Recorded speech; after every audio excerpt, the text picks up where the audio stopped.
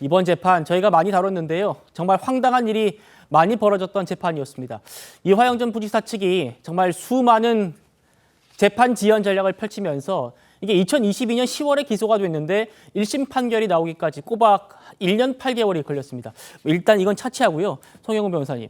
지금 최대 관심은 아무래도 이화영 씨의 다른 혐의들보다 대북 송금 혐의일 텐데 민주당의 최근 움직임이 예사롭지 않거든요. 그렇습니다. 그 전무후무한 특검을 발의를 했죠. 6월 7일에, 그러니까 내일 선고가 예정되어 있는데 6월 3일에 특검법을 발의를 해서 지금 판결이 임박해 있는 사건에 대해서 사실상 뭐 재수사를 한다든가, 그 다음에 소위 이화영 씨가 주장한 그 술판 의혹에 관해서 뭐 검사들을 수사할 수 있는 그런 류의 특검법을 발의를 했습니다. 이게 우리 헌정사상 이런 류의 특검법안이 있었는지 저는 아무리 생각해도 기억이 나질 않고요. 예. 이렇게 민주당이 무리를 하는 배경에는 그 이화영 전 부지사의 변호인이 공개된 법정에서 그런 이야기를 했죠. 이화영 부지사의 유죄는 곧 이재명 대표 유죄다. 이런 이야기를 했는데 네. 그것 때문에 결국에는 1심 판결에서 그 이화영 부지사의 특히 외국환 거래법 혐의, 외국환 거래법 위반 혐의가 유죄로 선고될 경우 이재명 대표에게 미칠 영향, 또 여러 가지 그 술판 논란을 주장을 하면서 자기가 자백했던 진술에 대해서 임의성이 없다는 취지를 주장했는데 그 주장이 깨질 경우에 미칠 영향, 이런 것들을 미리 차단하기 위해서 무리를 하고 있는 것이 아닌가, 그렇게 보여집니다. 알겠습니다.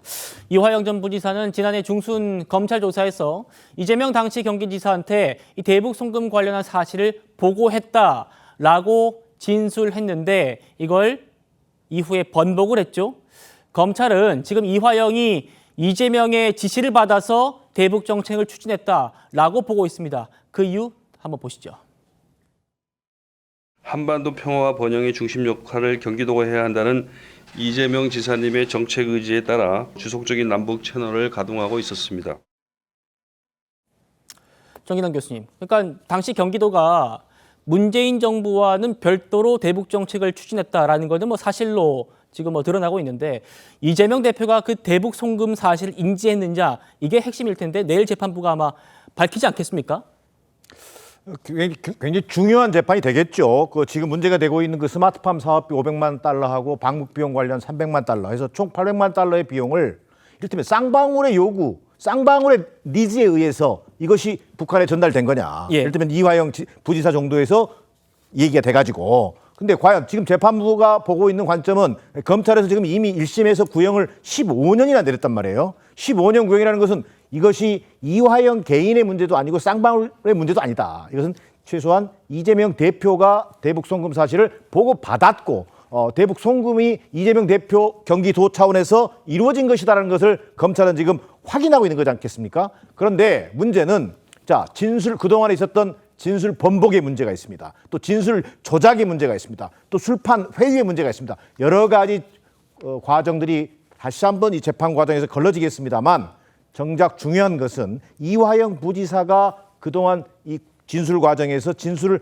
번복한 사실이 네. 결국 내일 그 1심 선고에 양형에 상당히 불리하게 작용할 가능성이 크다는 점에서 예. 이것이 이재명 대표와 이재명 대표의 어떤 대북 송금 사실의 어떤 인지 여부까지 연결될 수 있는 고리가 만들어질 수 있다는 점에서 대단히 심각하게 야당에서는 지금 보고 있는 상황입니다. 자, 정기남 교수님께서 다른 포인트도 말씀 주셨어요. 호준석 대변인님. 그러니까 이겁니다.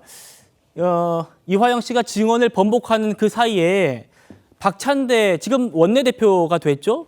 박찬대 원내대표가 이화영 씨 측을 만나가지고 당이 최대한 돕겠다라든지 뭐 이런 움직임들이 있었어요. 이재명 대표 측에. 이런 이재명 대표 측의 움직임, 이화영 씨의 진술 번복, 이것도 내일 아마 중요한 쟁점일 거거든요. 이 불법 대북 송금은요 정말 심각한 사건입니다.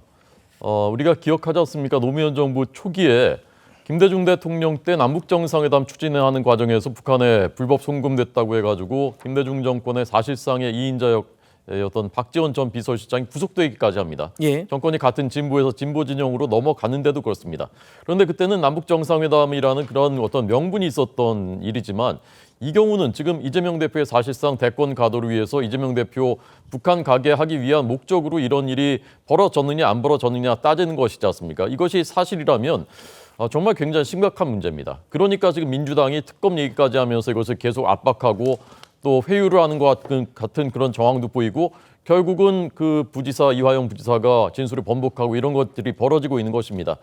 저는 이제 그 재판부가 과연 이 이화영 전 부지사의 진술이 번복된 것을 어떻게 판단할 것인가. 우리가 이제 참고할 수 있는 것이 과거에 이제 한명숙 전 총리 사건 때 그때 재판 때 한만호 씨라는 그 돈 줬다는 사람이 검찰에서는 줬다고 진술했다가 나중에 그 이제 번복하고 이런 일이 있었는데 결국은 재판부가 대법원이 인정을 했습니다. 돈을 준 것으로 인정을 했단 말입니다. 예. 그때 이제 그 두 가지 근거였는데 첫 번째는 그 진술이 한만호 씨의 진술이 처음 진술이 본인의 경험이나 이런 것들에 의해서 굉장히 자연스럽게 느껴졌다라는 겁니다. 우리가 사람의 말을 들으면 그 말이 진실인지 아니면 뭔가 짜내서 거짓말을 하는 것인지 그것은 본능적으로 저는 우리가 다 느낄 수 있다고 생각합니다. 네. 둘째는 그 진술을 뒷받침할 수 있는 검찰이 각종 자료들, 그다음에 기록들 이런 것들을 뒷받침해서 제출한 것이 결국 진실이냐 아니냐를 갈랐었던 것입니다. 저는 진실을 진실이 아닌 것으로 만들거나 진실이 아닌 것을 진실로 만드는 일은 굉장히 어렵다고 생각합니다. 그래서 결국은 전 진실이 밝혀질 것이라고 보고요. 그런 그 판결에 거의 진실에 입각한 판결이 내려질 것이라고 생각합니다. 알겠습니다. 이번 사건의 또 다른 핵심 인물이죠. 김성태 쌍방울그룹 전 회장인데 이재명 대표를 위해서 내가 북한에 돈을 보냈다라고 모두 인정한 상태입니다.